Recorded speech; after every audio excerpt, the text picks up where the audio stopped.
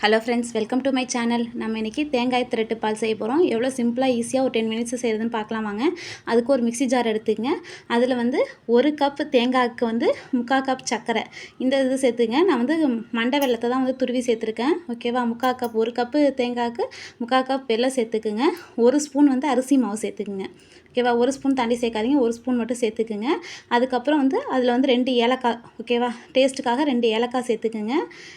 இதை வந்து ஃபஸ்ட்டு ஒரு பல்ஸ் மோடில் வந்து அரைச்சி எடுத்துங்க. அரைச்சதுக்கப்புறம் தான் தண்ணி ஊற்றணும். அப்போ தான் வந்து நல்லா தேங்காய் மசிப்படும்.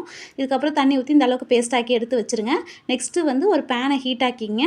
பேன் ஹீட் ஆனதுக்கப்புறம் வந்து 2 டேபிள் ஸ்பூன் வந்து நெய் விட்டுக்குங்க. நெய் ஹீட் ஆனதுக்கப்புறம் ஒரு 5-6 முந்திரி பற்கள் வந்து சேர்த்துக்குங்க. முந்திரி வந்து நல்லா வந்து பொன்னிறமாக ஆகிற வரைக்கும் நல்லா வறுத்து விட்டுங்க.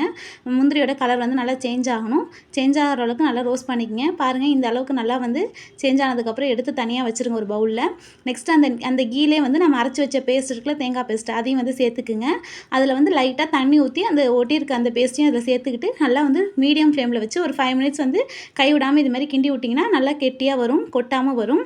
இந்த ஸ்டேஜ் வந்ததுக்கப்புறம் வந்து அகெயின் வந்து ஒரு 2 ஸ்பூன் வந்து நெய் சேர்க்க போகிறோம். 2 ஸ்பூன் நெய் சேர்த்து அதையும் வந்து நல்லா கிண்டி விடுங்க. அதுவும் நல்லா வந்து மெல்ட் ஆகி எல்லாமே நல்லா இடத்துல ஒட்டாமல் வரும். இந்த ஒட்டாமல் வர ஸ்டேஜ் பார்த்ததுக்கப்புறம் நம்ம தனியாக வறுத்து வச்சுருந்தோம் தெரியுமா முந்திரி பருப்பு, அதையும் வந்து இதில் சேர்த்துக்குங்க.